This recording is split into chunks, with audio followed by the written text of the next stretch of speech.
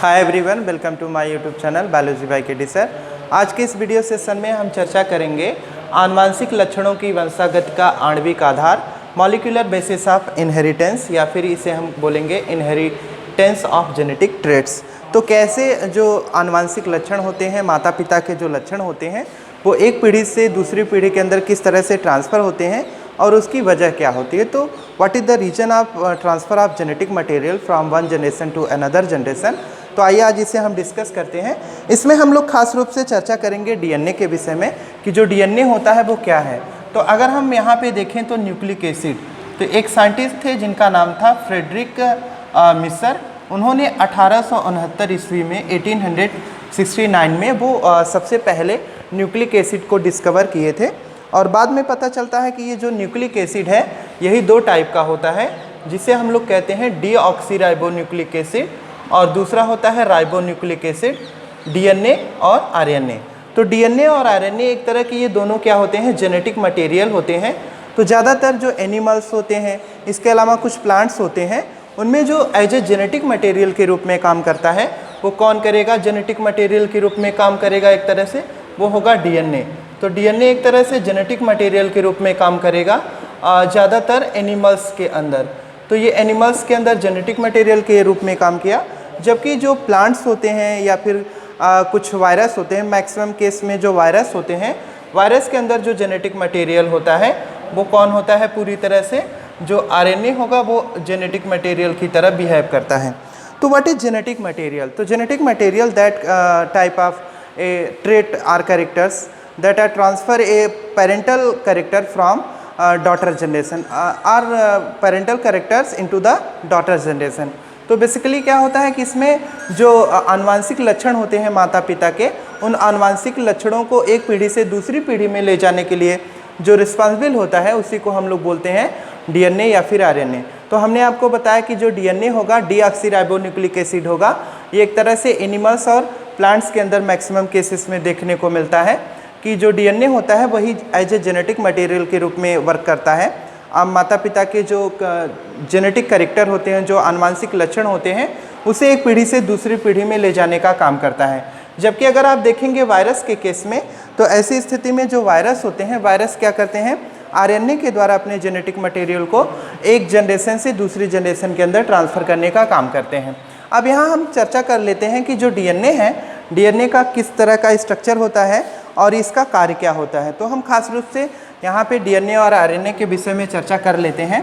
तो इसके पहले हम आपको थोड़ा सा और बता दें कि जो न्यूक्लिक एसिड है, जिसे हम लोग ऑलरेडी डीएनए और आरएनए में डिवाइड कर रहे हैं, तो जो न्यूक्लिक एसिड है इसकी खोज किसने किया था, इसे सिद्ध किसने किया था कि जो न्यूक्लिक एसिड है ये एक तरह का जेनेटिक मटेरियल है, आनुवांशिक पदार्थ है। तो एक साइंटिस्ट थे ग्रिफिथ, उन्होंने क्या किया था 1927 ईस्वी के आसपास उन्होंने क्या किया था, एक चूहे पे एक ग्रिफिथ साहब ने एक एक्सपेरिमेंट किया था। तो चूहे में एक प्रॉब्लम्स होती है, निमोनिया एक बीमारी होती है। वो बीमारी के लिए उन्होंने देखा कि कौन सा फैक्टर रिस्पॉन्सिबल होता है। तो जनरली उन्होंने क्या किया, चूहे के ब्लड को निकाला और उसको एक तरह से स्टरलाइज किया। बाद में उससे जो जेनेटिक मटेरियल था, डीएनए था या फिर न्यूक्लिक एसिड उसका था, उसको सेपरेट कर लिया। सेपरेट करने के बाद उसको दूसरे हेल्दी चूहे के अंदर ट्रांसफ़र कर दिया, इंजेक्ट कर दिया। और कुछ दिनों के बाद देखा कि जो हेल्दी चूहा था, मतलब पूरी तरह से स्वस्थ चूहा था, उसके अंदर भी वही निमोनिया वाली प्रॉब्लम्स, बीमारी देखने को मिलती है। तो इस एक्सपेरिमेंट से ये सिद्ध हो जाता है कि जो डीएनए है या फिर जो जेनेटिक मटेरियल है वो कौन है, न्यूक्लिक एसिड है। जबकि इसके पहले के साइंटिस्ट क्या मानते थे कि प्रोटीन ही एक तरह का आनुवांशिक पदार्थ होता है जो पेरेंटल जनरेशन के कैरेक्टर को डॉटर जनरेशन में ट्रांसफ़र करने का काम करता है। तो ग्रिफिथ के एक्सपेरिमेंट से ये क्लियर हो जाता है कि जो न्यूक्लिक एसिड है वो जेनेटिक मटेरियल, न कि प्रोटीन जेनेटिक मटेरियल की तरह कार्य करता है। तो आइए सबसे पहले हम देखते हैं कि जो जेनेटिक मटेरियल है, खास रूप से जो न्यूक्लिक एसिड है, इसमें जो डीएनए है ये कैसा होता है, किस तरह का होता है। तो एक साइंटिस्ट से वाटसन और क्रिक, दो वैज्ञानिक थे। वाटसन और क्रिक ने 1953 ईस्वी में 1953 के अंतर्गत देखा कि जो डीएनए था, डीएनए का जो उन्होंने देखा कि इस तरह का उसका डबल हेलिकल स्ट्रक्चर होता है। तो यहाँ पे आप ध्यान दीजिए, इस तरह का डबल हेलिकल स्ट्रक्चर होता है। अगर हम डीएनए को देखें तो इसका जो टोटल, इसका जो डायमीटर होता है, इसका ये जो डायमीटर होता है ये होता है 20 एंगस्ट्रम का, 20 एंगस्ट्रम का होगा। और इस तरह से अगर हम इसकी एक्सिस को देखें तो इसकी जो एक्सिस होती है, ये एक्सिस का जो टोटल होगा, ये त्रिज्या इसकी जो होती है ये कितनी हो जाएगी, 10 एंगस्ट्रम होती है। तो इसकी एक्सिस होती है 10 एंगस्ट्रम, हम यहाँ पर बना दे रहे हैं इस वाले हिस्से पे, तो यहाँ ज़्यादा क्लियर रहेगा। ये कितना होता है, 10 एंगस्ट्रम। तो जाहिर सी बात है ये व्यास हो गया इसका और ये इसकी त्रिज्या हो गई। अब अगर यहाँ पे हम दो हेलिक्स के बीच की दूरी की बात करें तो दो हेलिक्स के बीच की जो दूरी होती है ये कितनी होती है, 34 एंगस्ट्रम होती है, 34 एंगस्ट्रम। इसी तरह से जो डीएनए होते हैं वो एक तरह से क्या है कि ये शुगर और फास्फेट बैकबोन से बना होता है, जिसमें ये बीच में हाइड्रोजन बांड आपको दिख रहे हैं। तो दो हाइड्रोजन बंधों के बीच की जो दूरी होती है ये टोटल कितनी होती है, दो हाइड्रोजन बांड के बीच की दूरी होती है 3.4 एंगस्ट्रम। तो इस तरह से डीएनए एक तरह का डबल हेलिकल स्ट्रक्चर होता है। ये काफ़ी इंपॉर्टेंट है बोर्ड परीक्षाओं में, बाकी साथ ही दूसरी परीक्षाओं में भी इससे अच्छे क्वेश्चन आते हैं, तो आप इसे क्लियर देखिएगा। तो यहाँ पे जनरली क्या है कि इस तरह से जो डीएनए का डबल स्ट्रैंडेड स्ट्रक्चर है ये इसी टाइप का होगा। इसमें खास रूप से प्यूरिन और पिरिमिडीन दो तरह के बेस पेयर होते हैं। तो एक प्यूरिन्स होता है जिसमें एडेनिन और ग्वानिन होता है, उसके साथ ही एक पिरिमिडीन बेस पेयर होता है, पिरिमिडीन्स होता है। पिरिमिडीन्स के अंदर क्या क्या होगा भाई, तो इसके अंदर साइटोसिन और थायमीन होता है। तो इसके अंदर साइटोसिन और क्या होगा, थायमीन होगा। अब यहाँ पे ध्यान दीजिए, ये जो प्यूरिन बेस पेयर है और जो पिरिमिडीन बेस पेयर है ये दोनों एक दूसरे से आपस में हाइड्रोजन बांड के द्वारा जुड़े होते हैं। तो आप ऐसे देखिए कि जो एडेनिन होता है, एडेनिन हाइड्रोजन के डबल बंध के द्वारा, डबल बांड के द्वारा थायमीन के द्वारा जुड़ा होता है, जबकि जो साइटोसिन होता है, साइटोसिन किससे जुड़ा होता है, एक तरह से ये जो साइटोसिन होता है ये ग्वानिन से जुड़ा होता है। तो आप यहाँ पे ध्यान दीजिए कि जो प्यूरिन है इसमें एडेनिन है, एडेनिन किससे जुड़ रहा है, थायमीन के साथ जुड़ रहा है। तो एडेनिन थायमीन के साथ जुड़ रहा है, जबकि ये जो साइटोसिन है ये किसके साथ जुड़ रहा है, ग्वानिन के साथ जुड़ रहा है। तो एक तरह से जो प्यूरिन और पिरिमिडीन बेस पेयर होते हैं ये दोनों एक दूसरे से हाइड्रोजन बांड के द्वारा डीएनए के अंतर्गत जुड़े होते हैं। तो अगर मैं यहाँ पे ऐसे बात करूँ तो जनरली अगर आप ऐसे देखें, इसका दूसरा एक मैं रफ डायग्राम बना दूँ तो आपको कुछ इस तरह का स्ट्रक्चर देखने को मिलता है। यहाँ पे जो डीएनए का स्ट्रक्चर होगा इसमें बेसिकली क्या होंगे, किस तरह से यहाँ पे जैसे एडेनिन होगा तो ये डबल बांड के द्वारा, हाइड्रोजन के डबल बांड के द्वारा इधर थायमीन से जुड़ा होगा। इसी तरह से इधर अगर साइटोसिन होगा तो ये ट्रिपल बांड के द्वारा किससे जुड़ा होगा, ग्वानिन से जुड़ा होगा। तो इस तरह से ये हाइड्रोजन बांड के द्वारा एक दूसरे से जुड़े होते हैं, जिसमें प्यूरिन। अब इसमें एक चारगाफ रूल होता है। अब ये चारगाफ रूल क्या है उसे भी आइए थोड़ा सा देख लेते हैं। बाकी ये अगली कक्षाओं में ज़्यादा डिटेल में है, तो यहाँ पे फिर भी आप थोड़ा इसे देख लीजिए। तो इसमें क्या होता है कि जो प्यूरिन होता है, प्यूरिन्स जो होता है वो पिरिमिडीन्स के बराबर होता है। पिरिमिडीन्स, तो purine is equal to pyrimidines. तो यहाँ पे जनरली क्या होगा कि प्यूरिन बेस पेयर जितने होते हैं उतने ही पिरिमिडीन्स भी होते हैं। इसमें क्या होगा कि जैसे एडेनिन, थायमीन, इसका अगर रेशियो आप देखेंगे तो ये साइटोसिन और ग्वानिन के रेशियो के बराबर होता है। तो चारगाफ रूल में यही आप जनरली देखते हैं, प्यूरिन्स बराबर पिरिमिडीन्स के होता है, एडेनिन और थायमीन दोनों का रेशियो बराबर होता है, साइटोसिन और ग्वानिन का रेशियो बराबर होता है। इसी तरह से एडेनिन और थायमीन, साथ ही अगर साइटोसिन और ग्वानिन का भी रेशियो देखेंगे तो ये सभी क्या होते हैं, आपस में बराबर होते हैं। अब इसके बाद हम चर्चा करेंगे कि जो डीएनए होता है वो एक तरह से जेनेटिक मटेरियल की तरह काम करता है। तो डीएनए के कार्य क्या होते हैं, इसका फंक्शन क्या होता है। तो अगर हम बात करें डीएनए के फंक्शन की, तो डीएनए खास रूप से जितने भी हमारे जेनेटिक कैरेक्टर होते हैं, जो आनुवांशिक लक्षण होते हैं, उसे एक पीढ़ी से दूसरी पीढ़ी में ट्रांसफ़र करता है। तो DNA as a genetic material work करता है, जो पेरेंटल जनरेशन के कैरेक्टर को या फिर उसके जो भी जेनेटिक ट्रेट्स होते हैं उसे ट्रांसफ़र करता है one generation to another generation, parental generation से डॉटर जनरेशन के अंदर, जनक पीढ़ी से संतत पीढ़ी के अंदर ट्रांसफ़र करने का काम करता है। साथ ही अगर हम यहाँ पे चर्चा करें डीएनए की, तो डीएनए जो होता है वो एक तरह से जैसे अगर हम यहाँ पे एक ऐसे जनरली रफ डायग्राम बना दें एक सेल का, तो ये एक सेल होती है, कोशिका है, और इसके अंदर एक न्यूक्लियस होता है, केंद्रक होता है, और केंद्रक के अंदर जनरली क्या होता है, इसके अंदर एक न्यूक्लियोलस होता है जिसे हम केंद्रिका कहते हैं। तो कुल मिला के जो बायोलॉजी में कोशिका है वो 3 गोलों का कॉन्सेप्ट है, जिसमें जो बड़ा वाला गोला है उसे आप एक कोशिका समझिए, छोटे वाले गोले को आप एक केंद्रक समझिए, और इसके छोटे वाले सबसे छोटे वाले को आप केंद्रिका समझिए। तो ये क्या हो गया, इसे हम पूरा का पूरा स्ट्रक्चर जो होगा इसे कोशिका बोलेंगे, सेल बोलेंगे। तो सेल क्या होता है, इसके अलावा इसे हम लोग केंद्रक बोलेंगे, इसे केंद्रक बोलेंगे, न्यूक्लियस बोलेंगे। ये वाला स्ट्रक्चर इसका न्यूक्लियस है। साथ ही ये वाले जो छोटा वाला बिल्कुल है इसे हम लोग केंद्रिका कहेंगे, इसे हम लोग केंद्रिका कहते हैं, और इंग्लिश में इसे न्यूक्लियोलस कहते हैं, न्यूक्लियोलस कहते हैं। तो ये जो जेनेटिक मटेरियल होता है वो खास रूप से इसी न्यूक्लियस के अंदर होता है, जो केंद्रक होता है इसी के अंदर जेनेटिक मटेरियल पाया जाता है। तो जेनेटिक मटेरियल जो डीएनए या फिर आरएनए है, क्रोमोसोम है, जो भी हैं, ये सभी इसी के अंदर उपस्थित होते हैं। ये डेंस फॉर्म में होते हैं, काफ़ी संघनित अवस्था में देखने को मिलते हैं, और एक तरह से अगर इसका स्ट्रक्चर आप देखेंगे तो इसी तरह का एक सेल का स्ट्रक्चर होगा।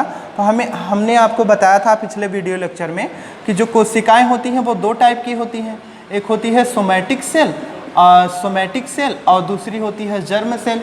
तो सोमैटिक सेल और जर्म सेल हमने 2 तरह की कोशिकाएं बताई थी, जिसमें इसको हम लोग कहते हैं कायिक कोशिका, या फिर इसी को कहते हैं दैहिक कोशिका, मतलब जिससे शरीर के सभी तरह के अंगों का और पार्ट्स का, बॉडी पार्ट्स का फॉर्मेशन होता है।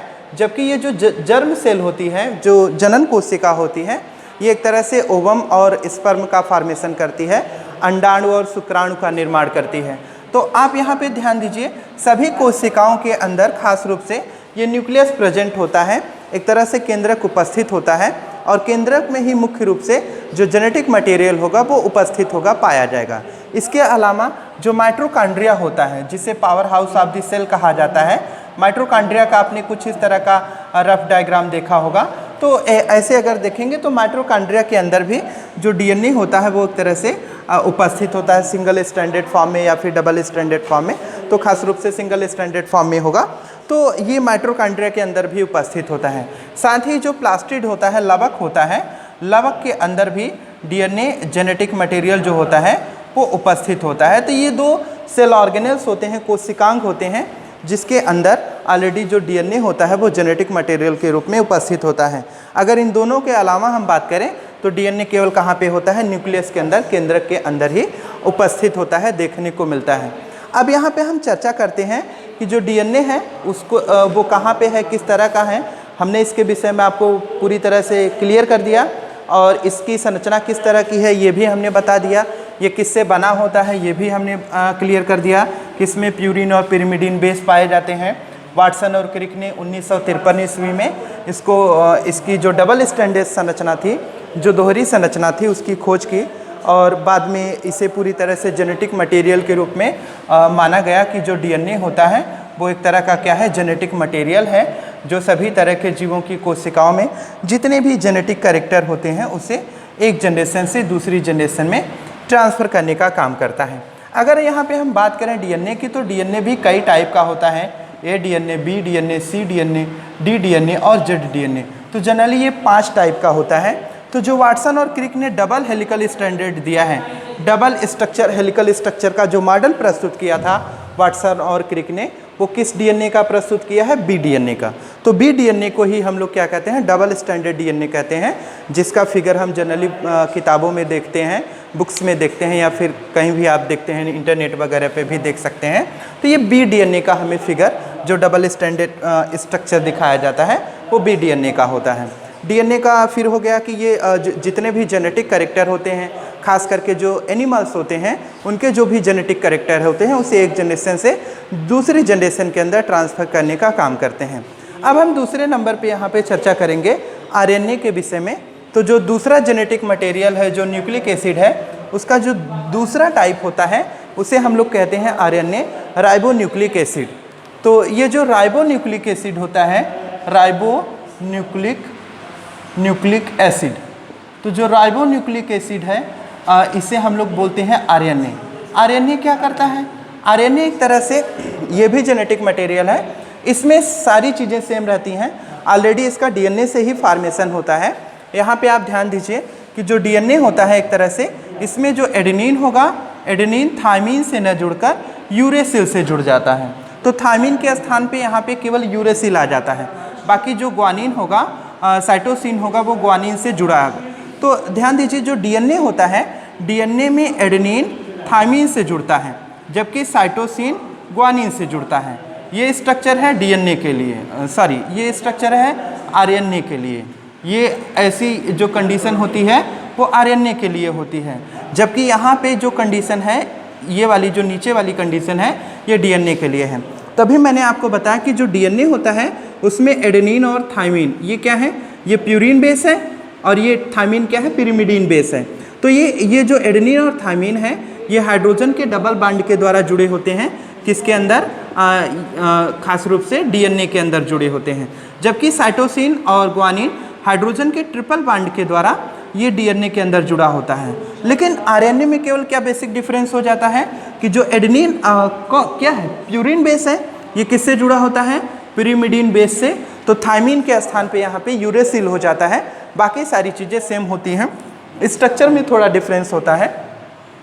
और बाकी साइटोसिन जो होता है वो ग्वानिन के ट्रिपल बॉन्ड के द्वारा ऑलरेडी जुड़ा होता है।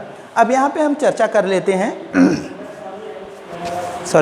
जो यहाँ पे हम देखेंगे कि जो डीएनए आरएनए होता है, आरएनए में खास रूप से 3 टाइप होते हैं। तो जो सबसे पहले नंबर का आरएनए होता है उसे हम लोग कहते हैं एमआरएनए। तो पहला जो आरएनए का, अगर यहाँ देखें जो आरएनए होते हैं, इसके अगर टाइप की बात करें, इसके प्रकार की बात करें, तो इसमें 3 तरह के आरएनए होते हैं। एक होता है एमआरएनए, दूसरा होता है यहाँ पे टीआरएनए, और एक और होता है जिसे हम लोग कहते हैं आरआरएनए। तो 3 तरह के होते हैं। एमआरएनए को आप कहते हैं मैसेंजर आरएनए। ये टोटल आरएनए का नियर अबाउट 5% होता है, जबकि जो टीआरएनए होता है ये नियर अबाउट 15% होता है, 15% होता है। जबकि जो आरआरएनए होता है ये लगभग 80% होता है टोटल आरएनए का। तो इस तरह से आप अगर देखेंगे तो जो आरएनए है उसमें इसका ये खास रूप से परसेंटेज है। एमआरएनए नियर अबाउट कितना होता है? 5%, टीआरएनए 15%, और ये जो आरआरएनए है ये लगभग 80% पाया जाता है। तो जो एमआरएनए है इसे हम लोग बोलेंगे मैसेंजर आरएनए, अर्थात संदेशवाहक आरएनए। ये क्या करेगा कि एक तरह से जो कोशिका होती है, कोशिका के अंदर जो केंद्रक होता है, तो केंद्रक क्या है? पूरी तरह से कोशिका का एक तरह से मालिक का कार्य कर रहा है। तो जिस तरह से एक फैमिली मेंबर में एक मालिक होता है और पूरे परिवार पे उसका कंट्रोल होता है, सेम उसी तरीके से जो एमआरएनए है वो प्रोटीन संश्लेषण की जो क्रिया होती है, कोशिका के अंदर जो प्रोटीन का निर्माण होता है उसकी सूचना ट्रांसफ़र करने का काम करता है। जो टीआरएनए होगा वो क्या करेगा? एक तरह से जो भी मैसेज होगा एमआरएनए के द्वारा दिया जाएगा उसे ट्रांसफ़र करने का काम करेगा। जबकि जो आरआरएनए होगा यही राइबोसोमल आरएनए कहा जाता है इसे, या फिर इसे हम लोग राइबोसोमी आरएनए कहेंगे। और यही क्या करता है? प्रोटीन के निर्माण में सहायता करता है। तो जो प्रोटीन की सिंथेसिस होती है वो किसके द्वारा होती है? आरआरएनए के द्वारा होती है, राइबोसोमी आरएनए के द्वारा होती है। तो इस तरह से जो आरएनए है उसका पूरा फंक्शन और जो टाइप है वो कंप्लीट होता है। अब हम नेक्स्ट टॉपिक में डिस्कस करेंगे गुणसूत्र को। तो क्रोमोसोम क्या होता है, आइए उसे भी देख लेते हैं। तो अगर आप यहाँ पे देखें, जो एक तरह से कोशिका होती है, कोशिका के अंदर इस तरह से जो डीएनए होते हैं, डीएनए क्या है? एक तरह से जेनेटिक मटेरियल है। अब यही डीएनए एक तरह से बनाता है कोशिका का जो न्यूक्लियस होता है, जो केंद्रक होता है, इसके अंदर इस तरह से टेढ़ी मेढ़ी संरचना बनती है जिसे हम लोग कहते हैं क्रोमैटिन थ्रेड। इसे कहते हैं क्रोमैटिन थ्रेड, क्रोमैटिन जाल। तो जो क्रोमैटिन जाल होता है वो कैसे बना होता है? डीएनए के कंडेंस करने से बनता है। तो मैक्सिमम नंबर में जो डीएनए होते हैं वो क्या करते हैं? एक तरह से आपस में कंडेंस कर जाते हैं, संघनित हो जाते हैं, और उन्हीं के कंडेंस फॉर्म की वजह से एक तरह से जो क्रोमैटिन थ्रेड होता है उसका फॉर्मेशन हो जाएगा। इसे हिंदी में कहेंगे गुणसूत्र, क्रोमैटिन धागे, इसे हिंदी में बोलते हैं क्रोमैटिन धागे। तो ये क्रोमैटिन धागों का निर्माण डीएनए के द्वारा होता है। डीएनए के संघनित होने से क्रोमैटिन धागे बनते हैं। जब यही क्रोमैटिन धागे ज़्यादा कंडेंस हो जाते हैं तो इस तरह से ये क्रोमोसोम का फॉर्मेशन कर लेते हैं। इस तरह से ये क्रोमोसोम का फॉर्मेशन कर लेते हैं। तो क्रोमोसोम जो होते हैं वो कैसे बने होते हैं? क्रोमैटिन धागों के कंडेंस करने से बनते हैं, उनके संघनित होने से बनते हैं। तो आप ऐसे जनरली ध्यान दीजिए कि जो डीएनए होता है, डीएनए के बाद बनता है क्रोमैटिन थ्रेड बनता है, क्रोमैटिन थ्रेड बनेगा और क्रोमैटिन थ्रेड ही बाद में कंडेंस करके क्या बनाएगा?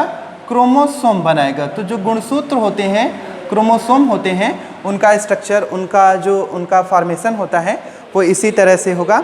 एक बात और होती है, जो डीएनए होता है तो आपने देखा कि मेंडल ने एक शब्द यूज किया था, एक टर्म यूज किया था जिसे उन्होंने फैक्टर कहा था। अब उसी फैक्टर को हम लोग क्या बोलते हैं? जीन कहते हैं। तो जो जीन होता है वो ऑलरेडी किस पर होता है? डीएनए पर होता है। तो जीन डीएनए पर पाए जाएंगे और डीएनए ही कंडेंस होकर क्रोमैटिन थ्रेड बनाते हैं और लास्ट में यही क्रोमैटिन थ्रेड जो होता है क्रोमोसोम का फॉर्मेशन करता है। तो एक तरह से जो इनहेरिटेंस की या हेरिडिटी की जो बेसिक यूनिट है उसे हम लोग क्या कहते हैं? जीन। तो जीन अब कहाँ कहाँ पर हो सकते हैं? ये डीएनए पर भी होंगे, क्रोमैटिन थ्रेड के अंदर भी होंगे और लास्ट में जो क्रोमोसोम बन रहा है उसके अंदर भी होंगे। तो एक तरह से जो क्रोमोसोम है, क्रोमोसोम के अंदर आपको डीएनए भी मिलेगा, क्रोमैटिन थ्रेड भी मिलेंगे, साथ ही इस पर जीन भी उपस्थित होगा। तो ऐसी स्थिति, ये जो क्रोमोसोम होता है, सभी जीवधारियों के अंदर एक निश्चित मात्रा में क्रोमोसोम होते हैं। जैसे अगर हम बात करें खास रूप से मनुष्य की अगर बात करें तो मनुष्य में जो गुणसूत्रों की संख्या होती है, क्रोमैटिन थ्रेड की जो क्रोमोसोम की गुणसूत्र की जो संख्या होती है वो टोटल कितनी होगी? 46 होगी। कितनी? 46। तो 46 में ये जोड़े में पाए जाते हैं, पेयर्स में होते हैं। एक तरह से ये 46 क्रोमोसोम पेयर में होते हैं। तो कितने पेयर हो जाएंगे भाई? 33 पेयर हो जाएंगे। तो 23 जोड़े गुणसूत्र मानव के अंदर उपस्थित होते हैं। अब इसमें क्या होगा? जो 22 जोड़ी होते हैं, 22 जोड़ी जो क्रोमोसोम होते हैं, 22 पेयर होते हैं, उन्हें हम लोग कहते हैं होमोलॉगस क्रोमोसोम। इसे बोलते हैं होमोलॉगस क्रोमोसोम। अब ये जो होमोलॉगस होता है इसे कहते हैं समजात गुणसूत्र। समजात गुणसूत्र। तो समजात का मतलब हुआ एक जैसी जाति होगी, एक जैसे गुणसूत्र होंगे और ये कैसे होते हैं? यक्स यक्स होते हैं केवल। तो जोड़ी नंबर 1 से लेके जोड़ी नंबर 22, तो 1 से लेके 22 तक जो पेयर होते हैं वो क्या होते हैं? यक्स यक्स होते हैं। इसी तरह से जो 23 पेयर नंबर ऑफ क्रोमोसोम होता है, जो 23वां जोड़ा होगा, 23वां जोड़ा होता है, उसे हम लोग कहते हैं हेट्रो इसे हम लोग कहेंगे non homologous, non homologous chromosome कहेंगे या फिर इसी को हेट्रोसोम भी कहते हैं। तो इसे हम कहेंगे असमजात गुणसूत्र, असमजात गुणसूत्र, या फिर इसी को हम लोग कहते हैं 6 क्रोमोसोम। 6 क्रोमोसोम, इसी को कहते हैं लिंग गुणसूत्र। लिंग गुणसूत्र। तो जो लिंग गुणसूत्र होता है, 6 क्रोमोसोम होता है, इसमें खास रूप से क्या होगा? 23वें नंबर पे XY होता है। तो ये आप देख रहे हैं डिफरेंट है, ये एक ही जोड़ा है और XY क्रोमोसोम होता है। तो जो गुणसूत्र हैं, गुणसूत्र क्या होते हैं? मानव के अंदर 46 होते हैं और पेयर में ये 23 पाए जाते हैं। 22 जोड़ी जो गुणसूत्र होते हैं उन्हें हम लोग होमोलॉगस क्रोमोसोम कहते हैं, that are not responsible for a sex determination, और इन्हें हम लोग समजात गुणसूत्र भी कहते हैं। तो जो पहली जोड़ी होगी, पहली जोड़ी से लेके 22वीं जोड़ी तक के जो गुणसूत्र होते हैं वो एक तरह से क्या होंगे? पूरी तरह से यक्ष होंगे। जो 23वीं अंतिम जोड़ी जो होती है, 23वां जो जोड़ा गुणसूत्र का होता है, इसी को कहते हैं नॉन होमोलॉगस क्रोमोसोम, अर्थात असमजात गुणसूत्र, या फिर इसी को हम कहते हैं 6 क्रोमोसोम लिंग गुणसूत्र। अब ये जो 6 क्रोमोसोम होता है ये क्या होता है भाई? XY होता है। अब हम यहाँ पे देखेंगे, ये हमें गुणसूत्र के विषय में कुछ सामान्य जानकारियाँ पता चल गई। अब हम देखेंगे कि मानव के अंदर जो सेक्स डिटर्मिनेशन की प्रक्रिया होती है, जो लिंग का निर्धारण होता है, वो किस तरह से होता है। तो आइए इसे भी हम देख लेते हैं कि जो ह्यूमन बींग्स होता है उसमें किस तरह से सेक्स डिटर्मिनेशन की प्रोसेस कंप्लीट होती है। तो अगर आप देखें जो सेक्स डिटर्मिनेशन होता है, लिंग का निर्धारण होता है, वो खास रूप से जो मेल होता है डिटर्मिनेशन, तो जो मेल होगा, जो पुरुष होगा, उसी के द्वारा लिंग का निर्धारण होगा। जो लिंग निर्धारण की क्रिया होती है वो किस पे पूरी तरह डिपेंड करती है? पुरुष पे डिपेंड करती है, न कि स्त्री पे। लेकिन जैसे लोगों को लगता है कि नहीं, पूरी तरह से जो फीमेल होती है वो सेक्स डिटर्मिनेशन के लिए रिस्पॉन्सिबल होती है, लेकिन ऐसा नहीं है। आज आप इसे क्लियर कर लीजिए। तो यहाँ पे ध्यान दीजिए कि जैसे XX है तो ये क्या है? फीमेल है, ये फीमेल है। अगर इसका क्रॉस हम XY से करें तो XY क्या है? मेल है। तो आप इसे जो आपने मेंडल लॉ पढ़ा है उसके बिहाफ पे इसे क्रॉस करा के देखेंगे तो ये जनरली क्या आएगा? XX आएगा, और इसका क्रॉस इसके साथ करेंगे तो ये क्या आ जाएगा? XY आ जाएगा। इस तरह से इसको भी करेंगे तो ये भी XX आएगा, और लास्ट वाले से करेंगे तो क्या आएगा? XY आएगा। तो यहाँ पे देख रहे हैं जो XY है ये मेल चाइल्ड है, ये एक तरह से मेल होगा, और ये भी मेल चाइल्ड होगा। जबकि जो XX है ये क्या होगी? फीमेल होगी, फीमेल होगी। तो यहाँ पे आप ध्यान दीजिए कि सेक्स ये जो मेल हुआ यह किस वजह से हुआ? Y क्रोमोसोम की वजह से हुआ। तो Y क्रोमोसोम, XY क्रोमोसोम केवल किस में होता है? मेल के अंदर होता है, और XY क्रोमोसोम को ही सेक्स डिटर्मिनेशन क्रोमोसोम कहते हैं, या फिर लिंग निर्धारण के लिए जो जिम्मेदार गुणसूत्र होता है वो XY गुणसूत्र होता है, जो कि मेल के अंदर ही पाया जाता है। फीमेल के अंदर ऐसा कोई गुणसूत्र, ऐसा कोई क्रोमोसोम नहीं देखने को मिलता है। तो इस तरह से जो लिंग निर्धारण की क्रिया होती है वो किस पे डिपेंड करती है? मेल पे, न कि फीमेल पे। इसे आप पुनेट स्क्वायर मेथड या फिर आप जो स्क्वायर मेथड है उसके द्वारा भी देख सकते हैं। तो एक साइड में मैंने XY लिख दिया, एक साइड में XX लिख दिया। तो पहले बॉक्स में XX आएगा, दूसरे में XY आएगा, यहाँ पहले में XX आएगा, दूसरे में XY आएगा। तो इधर के जो दोनों होंगे ये क्या होंगे? मेल होंगे, मेल चाइल्ड होंगे। जबकि इस साइड के दोनों जो होंगे वो क्या होंगे? एक तरह से फीमेल चाइल्ड होंगे। तो यहाँ पे जो सेक्स डिटर्मिनेशन की प्रक्रिया है वो पूरी तरह से किस पे डिपेंड कर रही है? मेल पे डिपेंड करती है, न कि फीमेल पे डिपेंड करती है। तो एक चीज़ और यहाँ पे ध्यान देना है, जो X क्रोमोसोम है इसकी खोज किए थे हेकिंग नामक साइंटिस्ट। तो हेकिंग जो थे उन्होंने X गुणसूत्र की खोज किया था, जबकि जो Y गुणसूत्र है उसकी खोज किए थे पेंटर, एक वैज्ञानिक थे पेंटर। उन्होंने Y गुणसूत्र की खोज की थी, Y क्रोमोसोम की खोज की थी। तो जो Y गुणसूत्र होता है, Y क्रोमोसोम होता है, वो भार में थोड़ा सा हल्का होता है, जबकि जो X गुणसूत्र होता है उसका भार Y की अपेक्षा थोड़ा सा ज़्यादा होता है। इस वजह से ज़्यादातर केसेस में देखा गया है कि जो मेल और फीमेल का अगर आप रेशियो देखेंगे, सेक्स रेशियो देखेंगे, तो मेल का रेशियो फीमेल के कंपेयर में थोड़ा सा ज़्यादा होता है। मतलब ज़्यादा चांसेस होते हैं मेल चाइल्ड के बर्थ की, उसके जन्म होने की। फीमेल जो होती है, खास रूप से जो लड़की होती है, उसके पैदा होने के चांस कम होते हैं लड़कों की अपेक्षा। लेकिन ऐसा कोई संभव नहीं है कि हमारे ऊपर ऐसा कुछ डिपेंड करता है कि हम चाहें तो लड़का हो या फिर लड़की हो। ये संभावना पे डिपेंड करता है, कंडीशन पे डिपेंड करता है कि कौन सा क्रोमोसोम, जो स्पर्म है उसके अंदर कौन सा क्रोमोसोम फीमेल जो जाइगोट का फॉर्मेशन हो रहा है, एम्ब्रियो का फॉर्मेशन हो रहा है, उसके अंदर Y क्रोमोसोम का क्रॉस है या फिर X क्रोमोसोम के द्वारा क्रॉस किया गया है। तो अगर X क्रोमोसोम क्रॉस करेगा तो ऐसी स्थिति में फीमेल अर्थात लड़की का जन्म होगा, और अगर Y क्रोमोसोम का क्रॉस होगा तब लड़के का जन्म होगा। ये पूरी तरह से संभावना पे तो 50-50% चांसेस होते हैं कि वो मेल चाइल्ड होगा या फिर फीमेल चाइल्ड होगा। ये पूरी तरह से नेचुरल होता है, इसमें किसी भी तरह का कोई हस्तक्षेप नहीं किया जा सकता है। तो इसी के साथ आज का ये पूरा चैप्टर समाप्त होता है। नेक्स्ट वीडियो सेशन में हम चर्चा करेंगे जीवन की उत्पत्ति के विषय में, ओरिजिन ऑफ लाइफ। धन्यवाद। That's all. Have a nice day.